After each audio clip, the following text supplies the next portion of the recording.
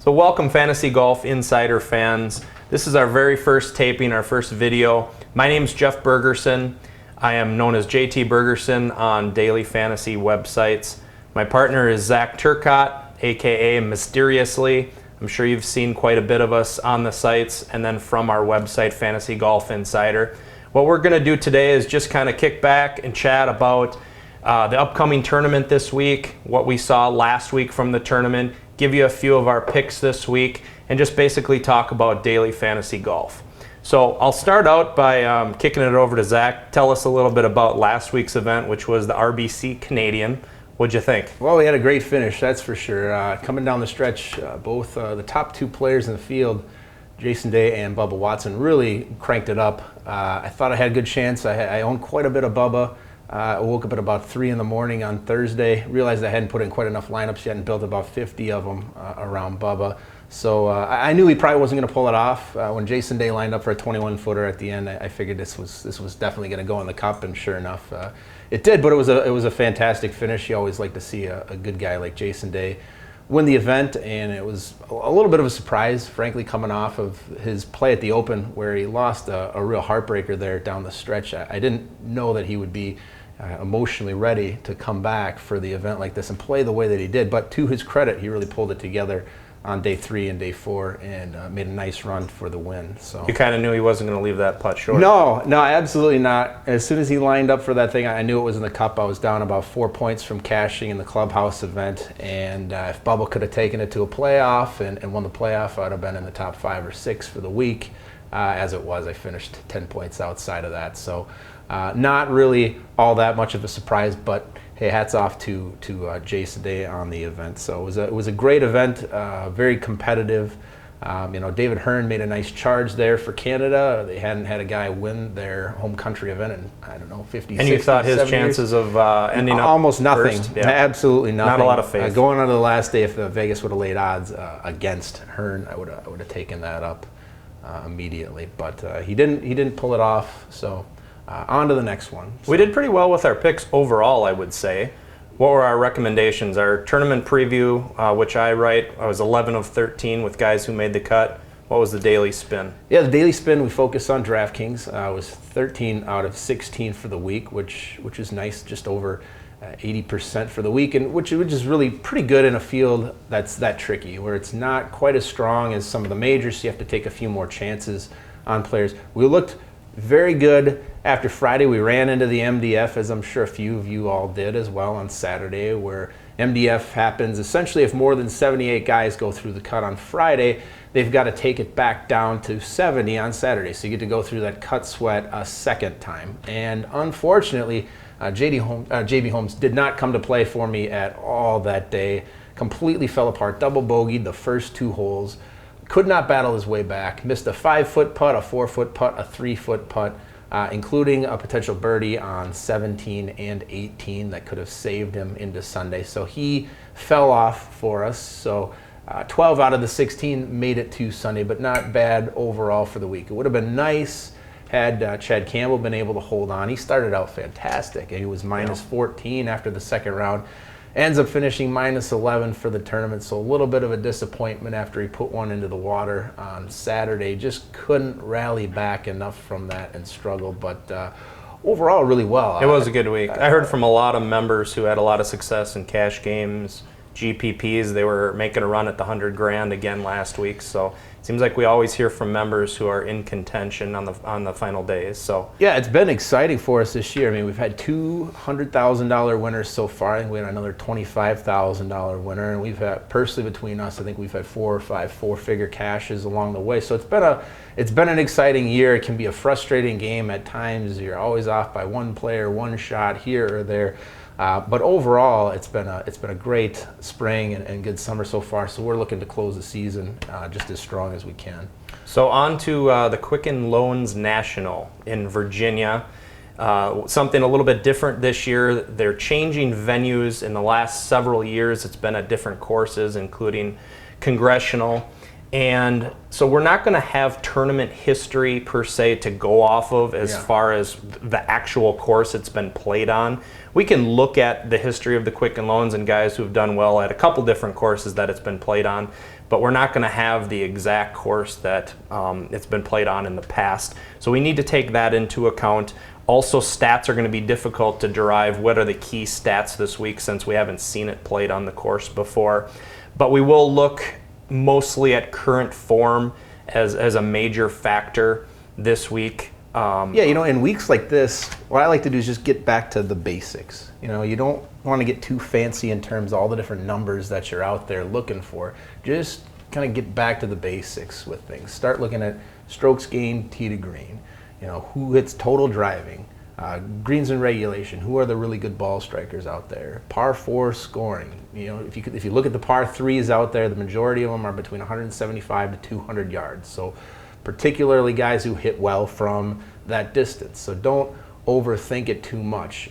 DraftKings really has done some interesting things in terms of the pricing this week. There's only a handful of players there right at the top that I would say are particularly attractive. So let's talk about that. Who's at the top this week on DraftKings? We've got Justin Rose right at the top at 12,000. I think everybody is probably going to be on him just due to the fact that he's been playing very well. He's been very consistent. He was a little rough at the early part of 2015, but he's rallied back quite a bit since then, and he's been very consistent from the Masters all the way up until now. Beyond that, we've got Ricky Fowler. And Jeff, what do you think of Ricky? Yeah, I'm not a huge Ricky Fowler guy. He hasn't really played up to what he put together last year. But I think this week we're going to have much of what we had last week, in that the top few guys are going to be highly owned. Last week we saw Jason Day, Bubba Watson owned between 20 and 35%, depending on the contest. Brooks Koepka was obviously the highest owned, just because there's so few options in that upper echelon to choose from. So I see that happening again this week with Rose, Fowler, and Walker. Yeah. And also there's a lot of guys in the 6,000 range on DraftKings that are capable of playing well and making the cut. So sure. I think it's going to be easy to roster some of those top guys, and thus they're going to be heavily owned. Yeah, and Jimmy Walker as well. He's the other guy that we're going to look at up at the top. Started out 2015 just on fire. He always does. Right near the top in most of the events. And then he hit a little bit of a lull, hurt his wrist at the Masters in the first day, and then he came back after that.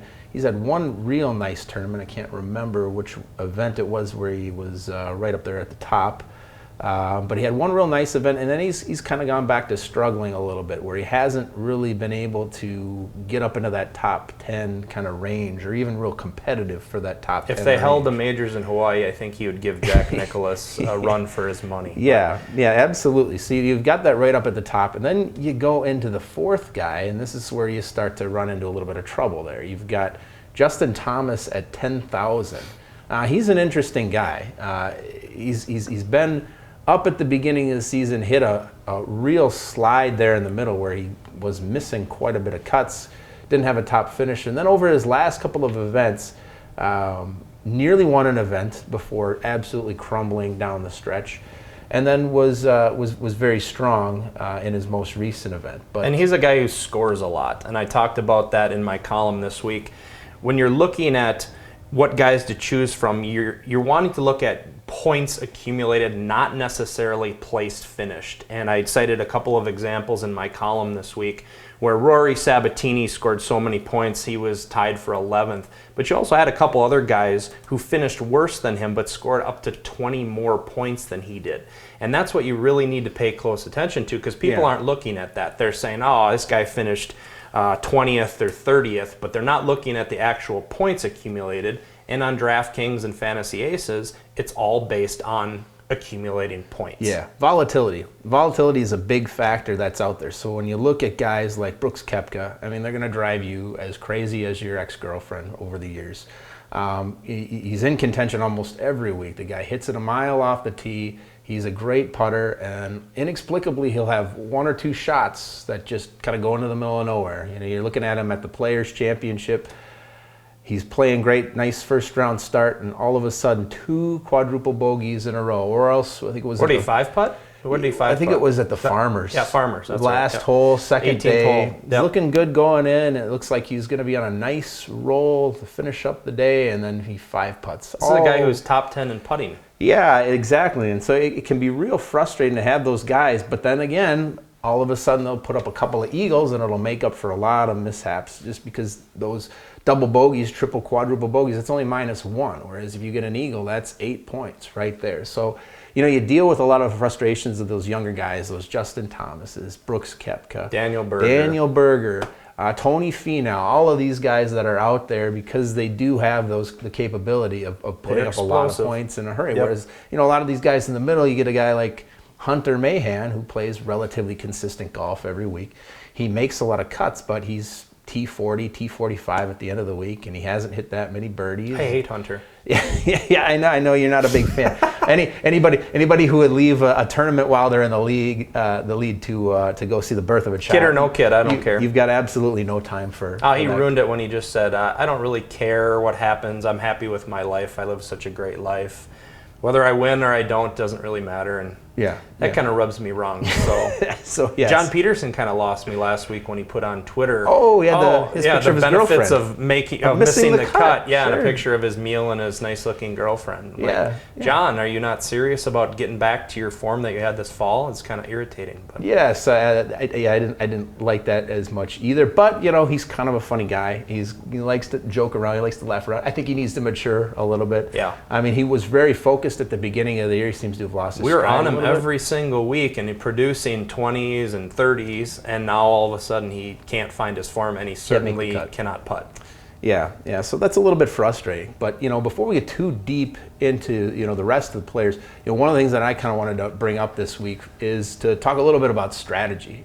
And looking at the tournament with the pricing the way that it is, where you've got just a handful of real top tier players up at the top that I think almost everybody is going to be on, and then kind of a empty space there between 8 and 10 where you're a little bit hit and miss on some of those guys. Weeks like this where you don't have as many highly ranked players in the field, you're going to see a lot more variation in scores. There's going to be a little bit more volatility in terms of your bankroll. So when coming up with a game plan as far as what you want to do and how you want to play, what I would suggest, and I don't know that I can be disciplined enough myself to follow it, but what I would say is to cut back a little bit on your overall play. Instead of playing your normal $200, maybe cut that down to $120 to $140. Weeks like this are just so unpredictable that it's really advantageous to try to cut back a little bit and to take advantage of the volatility in other areas. So with cash games, what we typically are preaching to folks is that they look to find 6 guys that are definitely going to make the cut. But if you look at a field like this, outside of those top couple guys, I mean, you get down to Justin Thomas, there's certainly nothing guaranteed about him making a cut. So there's really not that middle range of guys to select from where you say, here are 6 solid guys. So on the other side, I would also say probably cut back a little bit on your cash game exposure this week and focus a little bit more on your GPP tournament style play that's out there. Take advantage of some of those prices of guys that are in the 6,000 range that we're going to talk about here tonight to build a few extra GPP squads to kind of take advantage of some of that up and down that's going to be going on in terms of the numbers and as far as who will be making or missing the cut this week, because it's just going to be that much more unpredictable. And also we talked about another strategy is fade the highest owned players, and we saw it again last week. Everybody was on Kevin Chappell because his price just stood out as ridiculously cheap. Look what happens. He misses the cut completely, burns about 30% of the field. So if you were to fade Kevin Chappell in GPPs, even in cash games, I own Kevin Chappell about across the board in cash games, and I swept every cash game I played in. So even if you have those guys in cash, they're fine, but the GPPs, if you fade them, they miss the cut, you have a huge edge. So huge edge. I mean, we can't really state that enough. Is when you start looking week in and week out at each of these bigger fields. And what we've seen this year over and over again is guys who are 20, 25, 30, even 40% owned some weeks miss the cut. And if you are able to identify those guys right at the outset and just avoid them completely, the vast majority of the time you're going to do pretty well. The only time you really get punished is if those guys way outperform their price. Yeah, if they take a top 5. But if a guy outperforms his price, let's say Kevin Chappell even takes like T12 last week, it's not going to kill you not to own him. Sure. Because you're with the other 30 or 40% of the field. So yeah, and then the thing is, you haven't really gained all that much of an advantage when you have them because so many other people we're on him. So, one of the strategies that we suggest, and one that we practice among ourselves and some of our writers that are with us, is to go ahead and look at the board when the prices first come out. Sit down and assign what you believe are going to be those ownership numbers ahead of time. Look at what the other folks out there, the other pundits, the other touts are saying for the week. What is everybody talking about? What's everybody tweeting about? What are they saying in their newsletters? What are we saying in our newsletters? Look at that. Readjust your numbers a little bit so you know before you finally submit those numbers on Thursday morning that there are going to be certain guys out there that are going to be 20, 30% owned. And if you can just convince yourself to avoid those guys, because that is the hard part. Typically, they're coming in on a great streak. Their price is everything makes sense. Much Tournament lower history than the lines Vegas up. odds, but everybody's going to flock to those guys. Yep. So you just have to have the discipline to try to, if not completely lay off, to mostly keep away from some of those guys. In GPPs. If you can identify them in GPPs. Yeah. Yeah, exactly. So do you want to talk a little bit about move down the list on DraftKings a little bit? Who a few guys stand out for you? Pricing just got released this afternoon, so we haven't had a ton of time to dive into it. But just give us some ideas of who you're spotting on DraftKings as good value plays this week. Well, the first name that you get to as you kind of get past that top tier, you get down to a guy at Bill Haas at 9,200. Now, Bill Haas typically is known for being very, very consistent in terms of making cuts. He's coming into this event, having missed his last 3 cuts, which in some sense makes him a very compelling buy opportunity here. And yet at the same time at 9,200, I'm still not getting a big bargain on him. I'm not necessarily sure that I'm sold on him. No. What do you think there? I don't like Bill Haas as much this week. He's been very up and down this year. I look at some other guys in that range as better buys. I like Tony Finau a little bit better. He's playing much better, and seems like he has a lot more upside than Bill Haas too. Yeah, 8 out of 9 top 25, so he's certainly rolling. I'm not a huge fan of that price. 9,800. When you start looking at these guys near the top, I like to drop down a little bit even this week. I like Tiger Woods. Cheers. Cheers. Yeah. Tiger Woods. Yeah. No, in all seriousness, I don't like Tiger Woods, and I don't like him at 8,500. So I just basically crossed him off my list completely and have no interest in the guy. Yeah, I know. Every week there's a handful of our subscribers that are out there that hit me up perpetually, just again and again. I do like, though, when Tiger is in the field because sure. people continue to think he's coming back, and it shaves a good 10% off of people in the field and gives me that much bigger edge. Well, yeah, I mean, he did well at Greenbrier after being terrible all spring and summer, and then everybody was out there saying he's back. Tiger's back. I like how people say he did so well. Oh my gosh, he's back at the Masters. What do you take? 17th? 17th at the Masters. Wow, that's somewhere so around exciting. 30th at the Greenbrier. Right. That's awesome. Yeah. So, not too thrilled with Tiger. I mean, I wish they would at least make it kind of interesting for us. Yeah, put him at 7,000 or something. Drop him down to 6,800 and give me something to think about a little bit there. But right now at 8,500, he's easily a sell for me. I have absolutely no interest in him. Kind of looking at the list, some interesting players, names that have been surging a bit of late. Will Wilcox, we feel like that's going to be a popular name. He's at 8,900, but he does have some injury concerns. He does. His wrist was bothering him supposedly last week, which is the reason he withdrew. And his price is higher than it ever is. So I don't think I'm going to jump on Will Wilcox this week. Yeah, it's going to wait and see. It's tough. I mean, 8,900 is a nice price. I mean, he's a great ball striker, fantastic on the par fours. He's an all right putter. So he's But if he comes out and starts grabbing his thumb like Graham Dillette and if you needs get the tape and all this, you get that day one withdraw. I'm gonna be upset. I mean, that's even worse than a cut. If you have that kind of risk that's out there, and even if it's just hurting enough so that it keeps his score down. I mean, he's like the number 10, 12 guy here on the list in terms of pricing. Right. So 8,900, I'm not excited. I like the way he lines up. If he's healthy, I think he's a solid play, but there's just too much risk this week. I don't like to take too many risks like that. If I'm not for sure certain that a guy is 100% healthy, I just don't see that big of a reward coming from him to take that big of a risk with my bankroll. He'd essentially need to win the event for me to feel really bad about missing out right. on the price that he's at. And then one below that, we've got Sean Stephanie. And there's another guy he's 17 out of 21 making the cut this year. He's averaging about 70 fantasy points a week. I love him when he's right around 7,000 or 7,500. This week he's up at 8,800. And I can't help but to think, did DraftKings not notice that the course changed this year? Because he lost in a playoff last year to Justin Rose. Right. And now his price is probably about $1,000 higher than where it would normally be. So I feel like, again, he's one of those guys too where his range of what he scores is very narrow. He's not a guy who scores 60 one week and 110 one week. He's going to be right in that 55 to 75 range at the most. I actually think DraftKings messes with their model on purpose to throw guys off and to get some buzz around it. Last week, the ridiculous price of the week was Matt Every at 9,100. This week, I'm looking at it, I see Gary Woodland at 9,000. What in Gary Woodland's game have you seen this year that makes you want to pay a top 10 price for him? He made one top 10 in the last 6 months or something crazy like that? So I think they do it on purpose, but then you also have some guys down in the 6,000 range that seem a little bit ridiculous as well.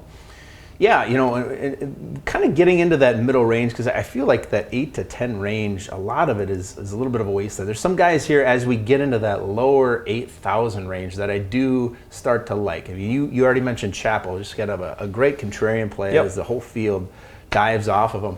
But a couple below that too that I really like. I like Jason Bone. I also really like Andy Sullivan. I like Andy Sullivan. He's played well overseas. In the couple events that he's played here, he's looked pretty good. I don't think he's going to be heavily owned just because most people don't know of him, and he's 8,100, so he's below the average salary that you need on DraftKings. Yeah, I think a lot of the folks, they saw him at Memorial. They got excited because he did really well there. A lot of people bought into him at the U.S. Open. He disappointed a little bit. He didn't really do anything at the Open, so he's still going to be just enough under the radar there. And he does have some upside potential here, I think, at this course in terms of how he's played. Yeah, I think so too. Played great overseas. Yep. And then one right next to that there, another $8,100 player. We've got Jason Bone, another guy who seems to really be peaking this year. He's kind of come out of nowhere. I mean, the last couple of years, kind of an average player overall. And this year, mid-year, he just started a little bit of a surge, and all of a sudden he's putting up a lot of top 20s. Yeah. Drop down. How about your guy Ollie? No hat, Ollie. Ollie Schneiderjans, yeah. Stick to your integrity, man. Don't wear a hat. I like that. You're costing yourself a lot of money. I think he'll be moving to maybe a headband. Should he wear a headband or something to be kind of cool? That would be fantastic if he had a headband. No, I think what he's doing is kind of building buzz a little bit. So that's right. When he finally does put a hat on, he's gonna make maybe sure get an endorsement from like Supercuts or something. Someone can jump on board there. Exactly. So he's at 7,700. We loved him last week when he was at 6,200. I didn't really understand why he ended up at 6,200 last week, especially now that we've seen him at two of the tougher courses around, at Chambers Bay, at St. Andrews. He did extremely well there. Comes out last week on a short rest period, plays great at the Canadian Open. So now he's at 7,700. That's about a fair price for him. I guess my only real worry is that the secret is out now. I don't think anybody doesn't know who Ollie Schneiderjans is. I think he's going to be heavily owned this week for that reason. He's a trendy guy, and people are going to be on him this week. I think I might still be on him, though, just because there's not a lot that's right in that middle range. You start looking from 8,000 down. Russell Henley, he left the field there. Brendan Todd, I think he would have been a great pick this week. He would have been the heaviest owned player in the field this week. That was a ridiculous price. And I think DraftKings put this out after they had said they were going to be withdrawn. And I think they did it to mess with people. Yeah. You could have had him for 7,800. Looking in the middle of that list here, we got Stuart Sink. He's had a couple nice finishes in a row, but a 7,800 price. He's moved up almost $1,500 or so from what his normal price is. I'm not as excited about that coming in off of where he was last week. Chris Stroud was a little bit of a disappointment. I was hoping maybe he'd have a little bit more of a price decrease considering that the field that we're in, but 7,800, not terribly excited with that. Lingmerth up and down a little bit. He's kind of hard to predict. May be a good play in the GPP range. Moving down the list here a little bit more, we want to get into the sleeper range because I know there's folks that are out there. And we have some huge sleepers in our columns this week, so make sure to log into fantasygolfinsider.com, subscribe, become a premium member. Tons of good content on there. Our top picks, top value picks, top sleepers are all going to be on there. We'll just mention a couple of them here, but if you really want to get the best sleepers, be sure to become a member. Yeah, exactly. And then I would also advise, the column for DraftKings for us comes out on Wednesday morning. Typically, I like to wait a little bit longer. I want to find out what's going on within the industry. I don't just make my picks on Sunday night and then throw them out there. I want to know what's the buzz that's going on out there so that if we do target a guy like last week, first look, I love Kevin Chappell. Second look, I started hearing all that buzz from everybody else. So Jeff had written him up. Everybody in the industry was writing him up. And I just said, you know what? I'm going to skip him this week. Same thing with Scott Piercy. Coming off the win at the Barbasol, an $8,500 price tag. I thought there's just going to be too much attention on this guy. And at $8,500, there's just too much risk, not enough reward. I'm going to skip him as well. So I like to wait until Wednesday morning to get the DraftKings column out. We do want to talk about just a couple guys here because there's already been quite a bit of buzz. I think you know the name I'm going to bring up. It's going to be Von Taylor. Yep, I saw Pat Mayo tweet his name out today, which automatically means ownership will be up.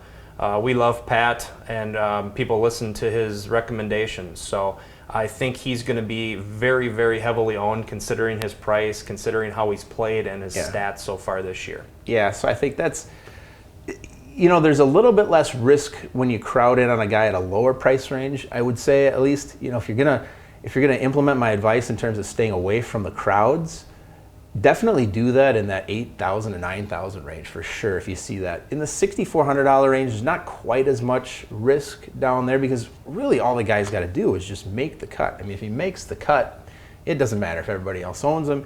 If he gets you 65, 70 points but doesn't have a great tournament, that's okay. But where you can really hurt yourself is at the top when you own a guy that everybody owns at, say, 9,300, like where Koepka was last week. And if he blows the cut, well, now you're in quite a bit of trouble. Or if he just underperforms for the week. So, so that's really one that there's already going to be a lot of buzz, and one that we like, and then he's probably going to be in both of our write-ups for the week. The other one here that I want to talk about is Scott Brown, a guy that's really come down in terms of his price here compared to where he was just a few weeks ago. I talked a little bit about Scott Brown in my column, and he's a great cash game player because he's consistent. He's made a ton of cuts this year.